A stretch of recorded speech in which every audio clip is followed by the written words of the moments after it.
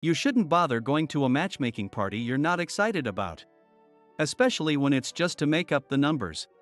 I knew that, but somehow I ended up attending that day. It felt like fate played a prank on me with the meeting that awaited. I'm Alex, 28 years old. I have a bit of an unusual job.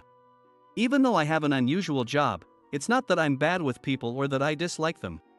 I have a fair number of friends, and girlfriends are always around. It seems I'm less attached than others. I've never had a long-term relationship. Probably, there's something wrong with me.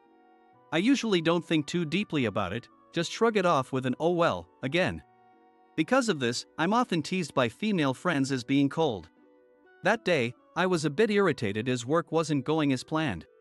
My work clothes were dirtier than usual, a sign that my frustration was out of the ordinary. At that moment, I got a call from an old college friend, Jason. "Alex, can you come to a matchmaking party? Someone who was supposed to come got sick, and we're short on people." Jason said it in his usual light tone. He has been known as a matchmaking party pro since our college days. He's got a wide network and is guaranteed to organize a successful event. Since college, he has been responsible for many marriages through his parties. With my hands dirty, I turned my phone on speaker, sat down on the workbench, and lit a cigarette.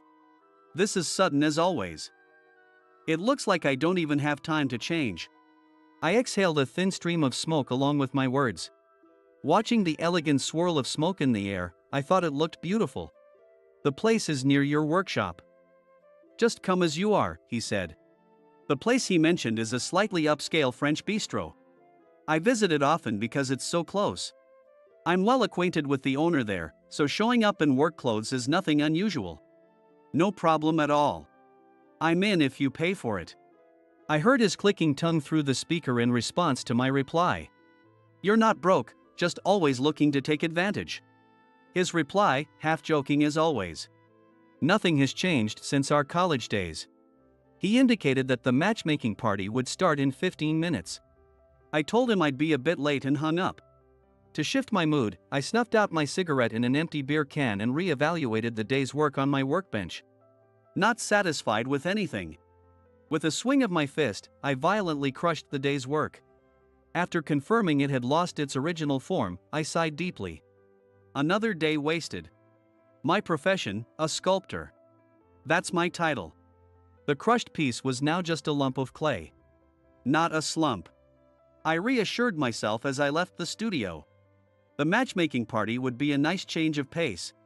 I was fed up with myself, wishing, somewhere in the depths of my heart, that it were so. I wondered if I should at least change my clothes, even if it was just to make up the numbers. But I decided to head to the restaurant where the party was to be held in my work clothes. Jason mentioned that he had gathered mostly secretaries for the event. I was curious to see how they'd react to my attire. When I arrived, everyone was already there, and Jason informed me they had just finished toasting. The other male attendees were in suits, fresh from work. Some even wore lawyer badges. Apparently, he had gathered a well-paid crowd today. "Sorry, I'm late." I briefly apologized and took a seat in an empty seat. From behind the open kitchen counter, the chef who owned this restaurant saw me and lightly raised his hand to greet me. I nodded back subtly. "This is my college friend, Alex. He's also 28, same as me." Jason introduced me to the women attending. That was the first time I saw the attending women, and to say the least, they were impressive. Their makeup and nails were immaculately done. Their slender, pale fingers looked as if they'd never touched a household chore. A tilt of their heads released a soft floral fragrance. All of them were equally beautiful and charming, speaking in high, gentle voices. The woman sitting diagonally across from me was particularly striking. I sipped the beer that had been brought to me as I thought about the fact that such a beautiful woman would also attend a matchmaking party. For a while, I didn't join in on the conversation, focusing instead on quenching my dry throat. During this time, I noticed something. The exceptionally beautiful woman sitting diagonally across was intentionally avoiding looking at me. She was clearly ignoring me. Apparently, she had no interest in a guy in dirty work clothes. To say she was uninterested would be an understatement. It seemed more like she harbored a slight disgust towards me. "Alex, you don't have a girlfriend right now, do you?" Caught off guard, I responded with a dull nope. That's when the beautiful woman across finally looked my way. A little too much makeup, but still beautiful. As I recalled, her name was Jessica. Surprising you've ever had a girlfriend. She suddenly turned her attention to me. Her eyes looked at me almost as if I were a stray dog. Well, I've had a girlfriend now and then. I replied nonchalantly, facing her overt hostility. Despite the tense atmosphere between Jessica and me, the guy sitting next to her seemed completely unaware. He was engrossed in conversation with the woman sitting in front of him. It appeared that Jessica was displeased with his lack of attention, resulting in her bad mood. In short, it was her taking it out on me. Look around you. Don't you see how out of place you are? She smirked in a mocking way. It seemed her comment was directed at the fact that I was sitting here in my work clothes. I wasn't told there was a dress code. You know what common sense tells you? You're coming to a party with us. It's rude. Her voice grew louder. The other members started to notice our quarrel. Oh wait, Jessica. I asked Alex to come over on short notice. And the reason we're wearing suits is because this is our work attire. Alex is just dressed for work as well. Jason tried to mediate between us, half-jokingly. Still, she didn't stop belittling me. You know what? Let me be the first to clarify something you all are too kind to say. She said this as she looked around at the other women.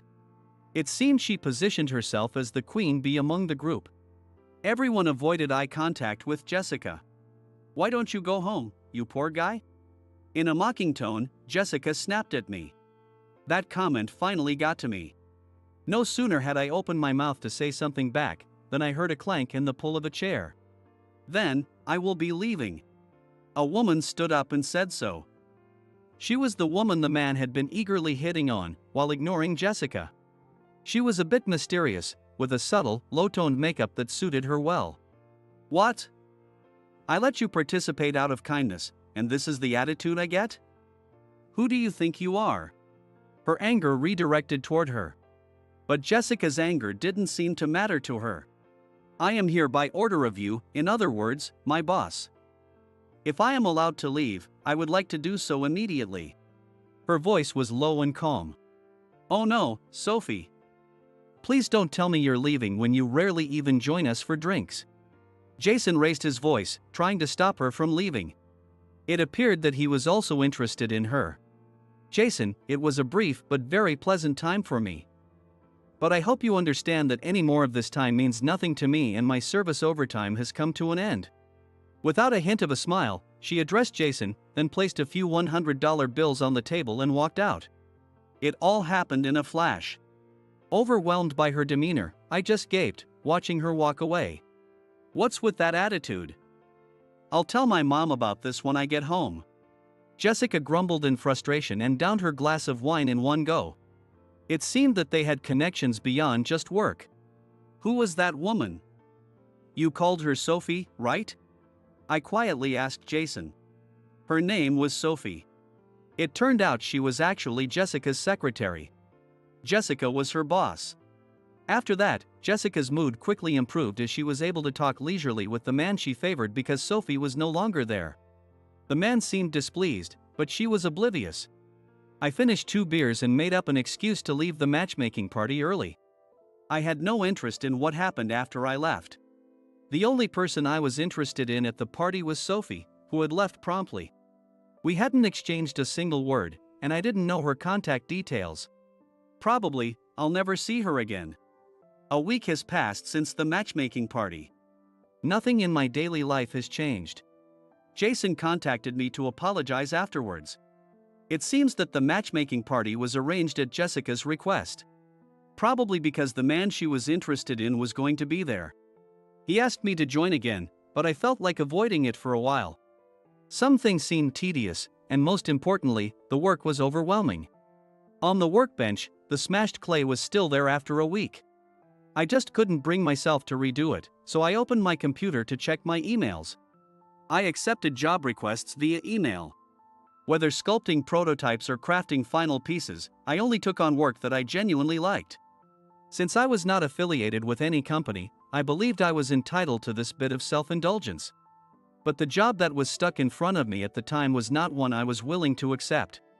It was a job referred by my mentor, which I couldn't refuse. I thought it was understandable that I didn't feel good about it. The task involved researching to create a statue of a particular individual. That was the job currently causing me distress. Moreover, all they gave me was one photo. And the photo was like a passport photo. It was impossible to grasp his personality from such a photo. A bust might be manageable, but a full body statue would have been difficult. No choice but to go and see for myself.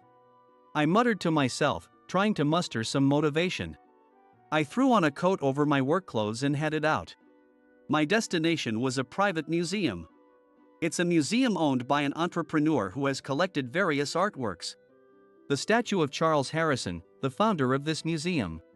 My job was to create his statue. To understand his personality, I visited the museum he founded. The museum was located deep within a forest that was artificially constructed. The museum, with its white walls and large windows, was striking. During a weekday afternoon, the place was quiet, with few visitors. The exhibits, divided between paintings and sculptures, were breathtakingly serene and beautiful. His taste in art clearly was refined. I had heard he was a demanding person, but I felt that shouldn't be the sole focus of the statue. It was against my principles to create something that only cut out a part of a multifaceted human being. I wanted to know more. Desperately, I examined the exhibits, searching for fragments of his essence. Oh my gosh, look who's here. I recognized you right away by your dirty work clothes. A voice from behind startled me, and I turned around. There stood Jessica, arms crossed, dressed in a suit. I didn't know you had a taste for fine art. Excuse me? This is my workplace. She pointed at a security camera that was monitoring the museum. Apparently, she had seen me on the monitor. I really wished she would just leave me alone. Ah, so this is your workplace? Yes. I'm the deputy director here. Would you like a tour? Surprisingly, she was the deputy director of the museum. A name badge around her neck bore her name and title. No thank you.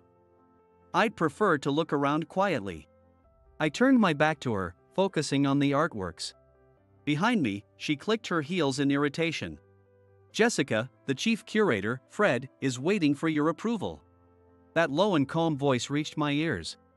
I instinctively turned around. There stood Sophie. She was wearing a long, tight skirt suit and a thin silver necklace. Her modest makeup was the same as at the matchmaking party. She greeted me. Alex, I apologize for not properly introducing myself the other day. She said so and apologized. Wait, what's going on? What's this guy to you? Jessica suddenly started to panic at Sophie's demeanor. Jessica, this is Alex, the sculptor we've commissioned for the museum's statue. What? No way! Jessica exclaimed in surprise. I felt a bit embarrassed being introduced so formally. In reality, he's not the kind of person who would normally accept such a sudden request from our museum. Please show him the proper respect. As a representative of our institution. Sophie spoke calmly yet sternly, reprimanding Jessica with her gaze. Jessica's face visibly turned red. She probably felt humiliated. Oh thanks, but I'm not that type of person. I couldn't refuse a job from my mentor. I tried to respond cheerfully. However, unable to bear the embarrassment, Jessica glared at Sophie, then turned on her heel and fled from the exhibition room. She's still so childish, it's troubling. Sophie sighed softly as she watched Jessica leave. You mentioned you were her secretary, right? Yes, I work here as a secretary for both the director, Miranda, and the deputy director, Jessica. She then handed me her business card. She began to explain the reason she had commissioned the statue from me. Sophie mentioned that she had been deeply impressed by my solo exhibition. I was captivated by your solo exhibition at the gallery 2 years ago. I really wanted you to create the statue of Charles Harrison, our founder. I was somewhat embarrassed by her passionate words, which were different from those at the matchmaking party. She had heard from my mentor about the progress of the statue, and guessed that I would show up at the museum soon. Alex, I anticipated that you would want to learn more about Charles. Her prediction was spot on. I was a little frustrated and embarrassed knowing that she had read my actions. Please, let me introduce you to more about Charles. She smiled warmly at me. Who could resist such a smile? I sincerely responded, I'd appreciate that, thank you. I had assumed she would guide me inside the museum, but instead, she quickly led me outside. She then took me straight to the museum's backyard. This was his favorite spot. It was a small space surrounded by quiet groves. Only one modest bench was placed. I became certain that he was a person who loved tranquility in nature. She explained that he always read here. People at the top are lonely. He was no exception. The one who kept him company was. She gently handed me a photograph. At Charles's feet, a large dog lay sprawled. This dog had wandered into the forest as a stray. Sophie told me that raising a stray dog born into the wild was more difficult than we could have imagined. Always skittish, the dog could hardly walk straight even on a leash. It was Charles who had gently embraced and comforted the stray's fearful heart. He wasn't just a strict and ruthless businessman. I looked down at the photo again. Both the dog at his feet and Charles himself had calm expressions. This is a very peaceful place. I shared my genuine impression, and she nodded happily. Miranda and Jessica probably want a grand and stern statue of Charles, but I don't think such a statue fits this museum. She reiterated why she had chosen me for this task.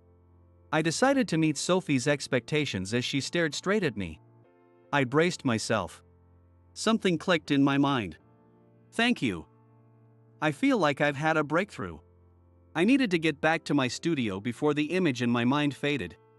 Sensing my urgency, she nodded appreciatively, sending me off. I left in a rush, barely managing a proper goodbye to Sophie, and hurried back to my studio. Since visiting the museum, I'd been working nearly non-stop on the sculpture. Strict yet cold, kind yet solitary, Charles was a man of complex character. I focused intently on capturing the true essence of the elusive Charles. Again and again, I layered and smashed the clay, constantly experimenting. The finished miniature sculpture was incredible, even for me. I was sure Sophie would like it. She was the first person I wanted to show it to. I felt a surge of excitement welling up inside me. When I notified the museum that the prototype was complete, a clerk told me that Miranda and Jessica wanted to see it. They would be visiting my studio this afternoon. If they were coming, then Sophie, who is their secretary, would probably accompany them. Imagining her delighted face made me excited. This feeling was new to me, it was like waiting for a first love. I had fallen for Sophie. Probably since the moment she stood up at the matchmaking party. I thought this must be falling in love. Once I became aware of it, I couldn't help but feel embarrassed. Yet, I couldn't wait to see her again. The afternoon came, and a sleek black car pulled up in front of my studio. Jessica was the first to step out. Then, a woman who looked much like her followed. It was likely her mother, Miranda. I learned later that Jessica was Charles's granddaughter. Miranda was the wife of his eldest son. Their significant roles at the museum made sense. Thank you so much for visiting my studio. As I opened the door, Miranda and Jessica followed by Sophie, who nodded slightly behind them. So, it's finished, I hear. Jessica's haughty demeanor was unchanged. Miranda, who seemed just as brazen, unabashedly scrutinized me. I've been looking forward to this. As I led them into the studio, Miranda spoke. To her, Charles was her father-in-law. Miranda said he was a very strict man. Her tone was somewhat bitter, which took me by surprise. My grandfather was a strict and cold businessman. I've never seen him smile. Jessica seemed to agree with her mother. Apparently, Jessica's father had passed away.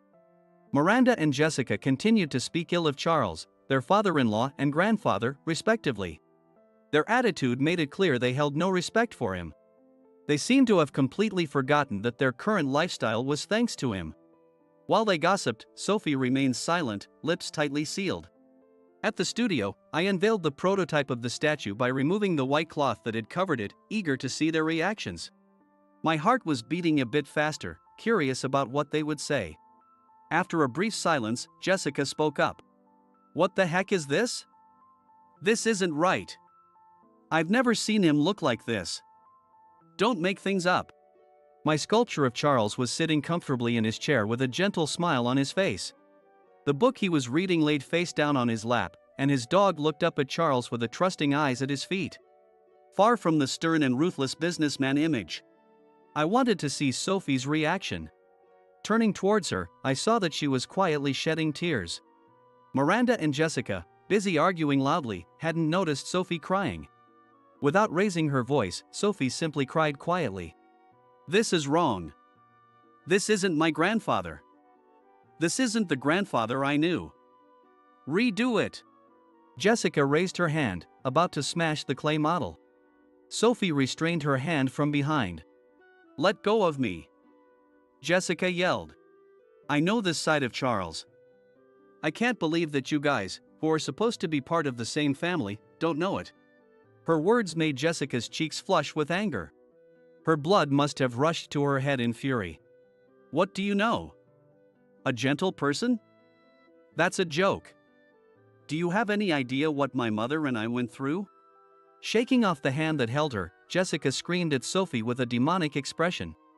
That's because you guys were secretly trying to sell off the artworks. Sophie's words made the color drain from Jessica's face. You think me and Grandpa didn't know that? My father, who was the second son, told me that I should take his side. Sophie revealed she was the daughter of Charles's second son. It appeared that Sophie and Jessica were cousins. Following the death of his eldest son, Charles began showing signs of dementia. It was then that Jessica and Miranda saw their opportunity. Without drawing attention, they schemed to sell the artworks Charles had collected, and indeed, some were sold, Sophie revealed. My grandfather used to say, why were you in such a hurry when they would inherit everything once he was gone? Sophie continued. He was saddened that you didn't cherish his beloved artwork. It may be a difference in the way we value things, but there are a certain number of people who can only judge artworks by money. I didn't want to blame Jessica and her mother, but I wouldn't want my work judged by such their values. Can't you see that the reason you didn't get to touch Grandpa's kind side was because of yourself? Her words caused Jessica to visibly slump. In a small voice, she repeated, it's not my fault. I'm not to blame. It's because Grandpa favored you. I just wanted to teach him a lesson, she exclaimed. Selling off precious things as a way of taking revenge. Was this Jessica's form of retaliation? It's enough, Jessica. The museum director, her mother, said as she gently embraced Jessica, who was trembling with anger. We would like you to continue with the statue as it is, she said, taking Jessica and leaving the studio. There must have been some conflict between Jessica and Charles. I never imagined it could have twisted this far. Alex, thank you. I never imagined Grandfather could be revived in such a wonderful way, Sophie expressed her gratitude. You wanted Jessica to know this side of him, didn't you? I asked, noticing her surprise. Sophie relaxed, chuckled, and whispered, you caught me. Sophie then explained that, unlike her, Jessica had been raised strictly as the eldest daughter of a legitimate family. Probably, Jessica had misunderstood Charles's affection. If this statue is placed in front of the museum, Jessica will have to face the gentle Charles every day. I hope that the twisted image of him in her mind will be replaced by this kinder version, Sophie said. She extended her hand for a handshake. And I gladly accepted. I think your cousin will be okay now. But more importantly, why don't we talk about our plans going forward? Sophie looked up, surprised, her eyes were on me. I could see the reflection of me laughing in her big eyes. Like, how about going out to dinner with me this weekend? Her eyes widened even more. It was as if she was as startled as a deer in headlight. I wish you would say yes right away. I looked into her eyes and prayed in my heart,